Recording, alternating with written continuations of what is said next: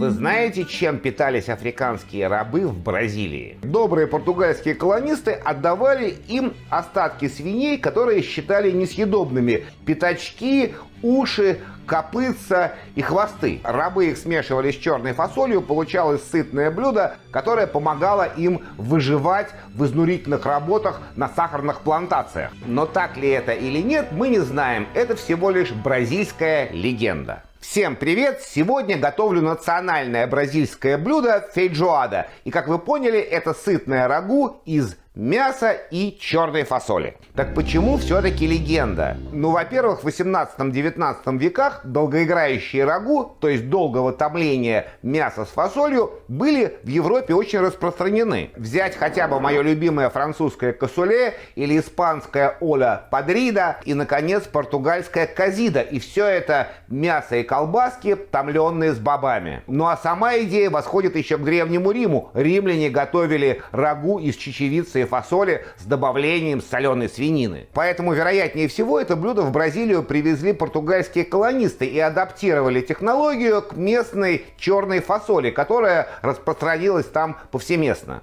Во-вторых, в 18 веке такие части свинины, как уши, ножки и хвосты, не считались отходами, а это был деликатес. Вряд ли португальцы были такими щедрыми, чтобы кормить ими своих рабов. Да и черная фасоль, хоть она легко культивировалась, тоже не была дешевым продуктом. Ну и в-третьих, такая технология приготовления блюда никак не вяжется с африканскими традициями кулинарии. Но как бы то ни было, фейджоада стала очень популярной в бедной Бразилии, потому что приготовить ее можно было из самых доступных продуктов. А к концу 19 века, с момента экономического подъема Бразилии, фейджоада из рабочих и деревенских кухонь переместилась в рестораны Рио-де-Жанейро и постепенно стала символом бразильской гастрономии. И сейчас день суббота называют в Бразилии днем фейджоады. По кулинарно-историческим меркам фейджоада блюдо довольно молодое, и хотя его готовят с 18 века, первое упоминание появляется в рекламном объявлении бразильской газеты только в 1827 году. А вот первые письменные рецепты в кулинарных книгах появляются только в начале 20 года. Один из них опубликовал бразильский этнограф и историк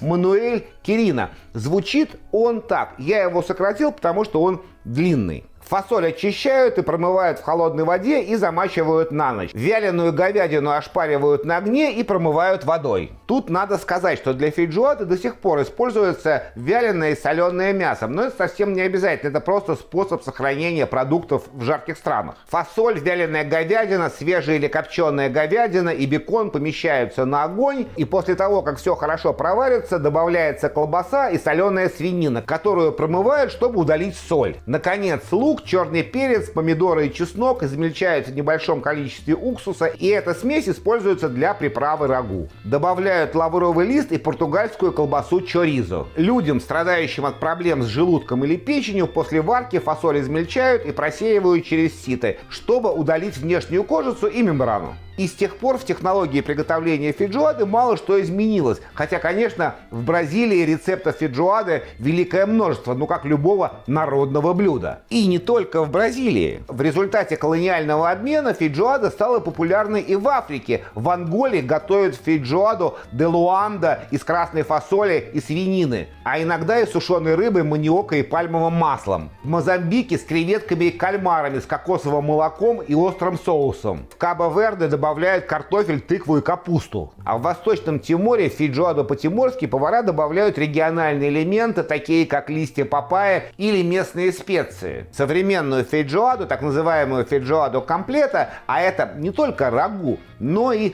определенные гарниры и соус, готовят из разного мяса, ливера, колбас и копченостей и обычно подают с рисом, поджаренной фарофой, это мука из маниока, я тоже ее приготовлю, нарезанными апельсинами, луком, вареной капустой или кейлом, салатом и пикантным соусом из острого перца. И, как я уже сказал, вариантов приготовления фейджоады в Бразилии великое множество. В каждой деревне делают свой вариант фейджоады. Поэтому хейт на тему «ты обещал приготовить аутентичное блюдо, а все ингредиенты заменил» не принимается.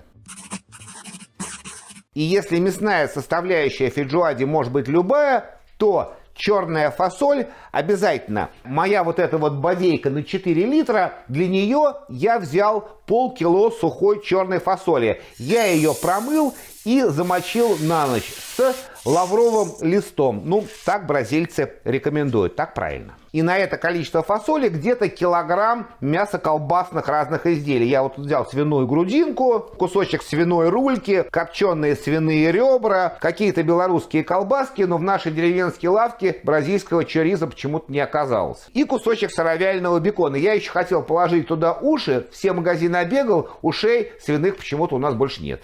Еще из обязательного репчатый лук я взял свой любимый белый лук Стардаст, чеснок, апельсин, острый перец, но если вы любите острое, и обязательно лавровый лист. Ну вот тут у меня замоченные есть листочки, я их буду использовать. Специи для этого блюда используют тоже разные. Я возьму более-менее классический набор. Это копченая паприка. Здесь обязательно привкус копчености должен быть. Если у вас много копченого мяса, то паприка не нужна. Но вот у меня вот эти ребра, они слабо копченые, я чуть-чуть паприки возьму. Кориандр. И чуть-чуть кумина. Соль, перец, растительное масло, потому что жира у меня мало.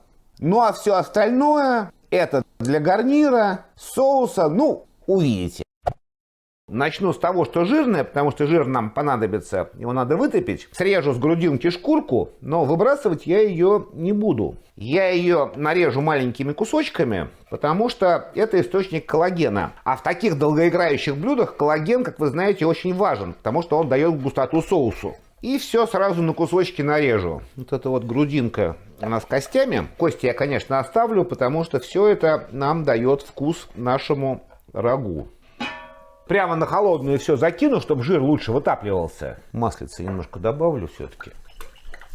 И обратите внимание, в отличие от традиционных приготовлений рагу, никакой лук мы сейчас не обжариваем. Ни чеснок, ни лук не добавляем. Нарежу колбаски.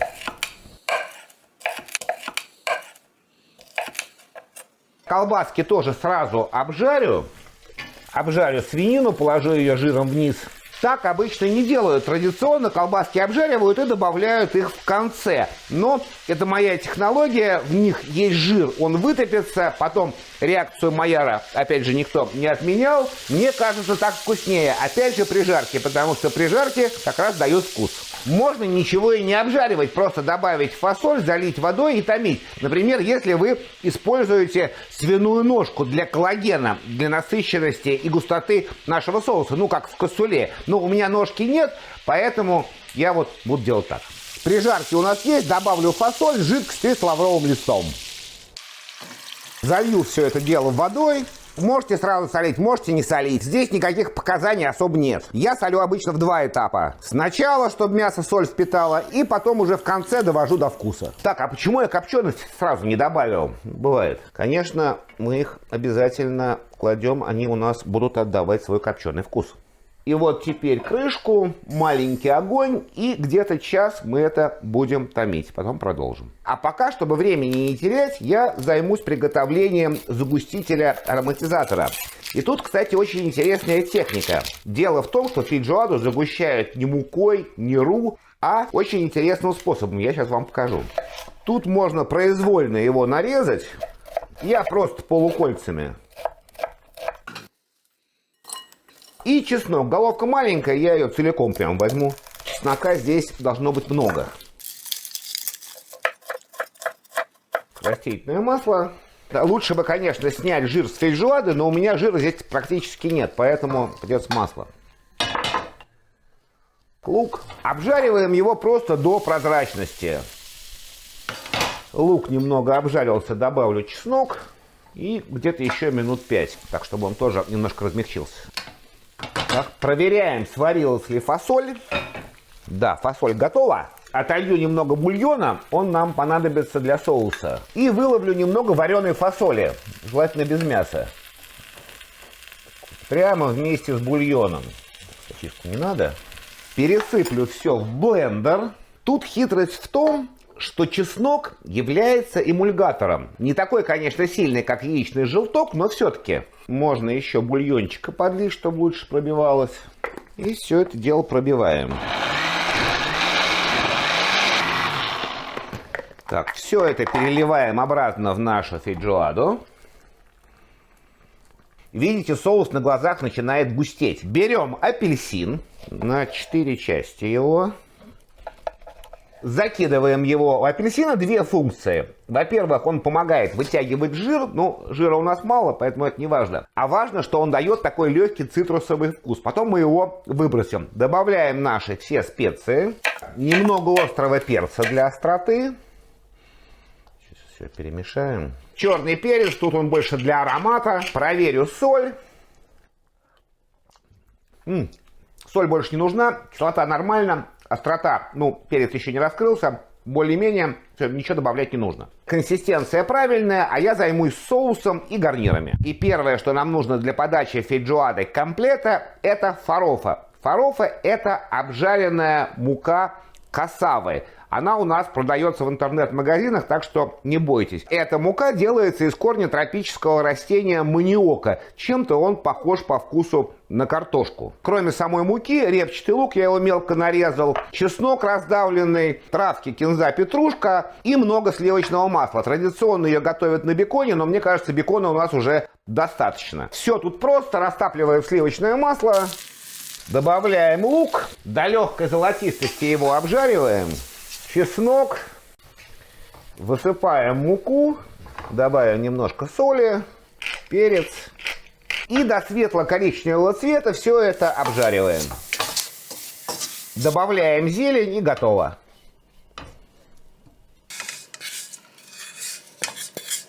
Следующая обязательная составляющая для подачи фейджоады – это кове минейра, которая готовится обычно из бразильской капусты. Но вполне допустимо взять кейл и даже белокочанную капусту. Единственная тут засада. У нас кейл продается в пакетах уже вот такой вот мелко нарезанный. А для кове минейра капуста режется очень тонкими ниточками. Я не знаю, получится ли у меня это нарезать, но попробую. Масло. Хорошо разогретое масло закидываем в нашу капусту, мой кейл. Сразу чеснока чуть-чуть, чуть соль и перец. И быстренько обжариваем, буквально минуту. Ну, как шпинат.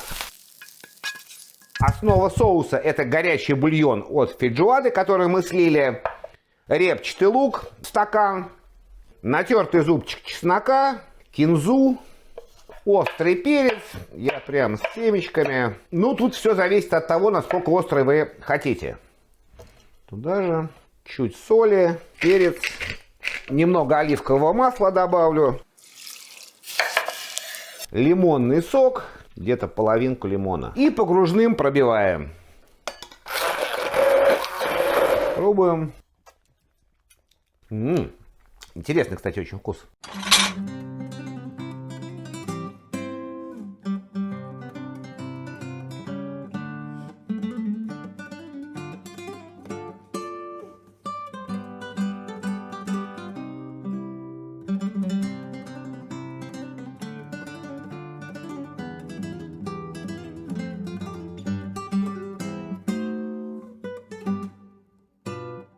Все вроде хорошо и красиво, но чего-то не хватает. И это, конечно, бразильский напиток. И так как традиционную кайпиринью я приготовить не могу, ну, потому что кашасы у нас нет, и легендарную бразильскую газировку гуарана антарчика, потому что для нее нужен экстракт гуараны, в деревенской лавке его тоже нет, но есть напиток, который традиционно подается фейджоадой. И это ананасовый сок с мятой. Кусочки ананаса закидываем в блендер. Конечно, лучше всего свежий ананас, но вот этот вот из банки в сиропе вполне подойдет. Листья мяты, только листики. Чуть-чуть выжимаю лимон.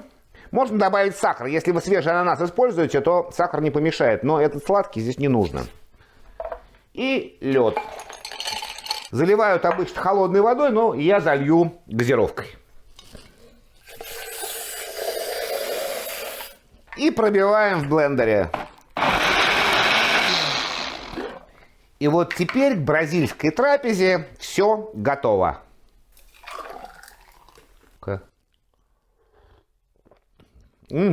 Вкусненько. Кстати, вы знаете, почему фейджоаду рекомендуется запивать именно вот таким вот напитком с ананасом? Потому что в ананасе содержится вещество, которое называется бромелаин. И он помогает расщеплять белки, то есть справляться с такой тяжелой пищей, как мясо с фасолью. Это все отступление, давайте дегустировать само блюдо. Я сейчас все попробую, потом расскажу. Ну, слушайте, для меня эталоном такого варева было мое любимое французское кассуле. Я считал, что это просто король блюд из фасоли. Но вот это вот фейджоада, может, я ее так просто здорово приготовил, не знаю, не буду себя хвалить, но сам себя не похвалишь, никто тебя не похвалит. Но она может смело, вот прям смело конкурировать с самим великим Le Cassoulet. И вот эти вот все сочетания фейджоада комплета с вот этим вот салатиком, жареная маниока, ну тут все прямо прекрасно сбалансировано. И дольки апельсина тоже обязательно с ней подаются. Такой штукой ее много наварить, можно смело устраивать бразильское пати, карнавал. Ну тут, правда, вы без кайпирини не обойдетесь. А я вам всем желаю вкусного, приятного. Не забывайте про мой телеграм-канал, где мы все обсуждаем. И до следующего ролика отправимся в Южную Англию.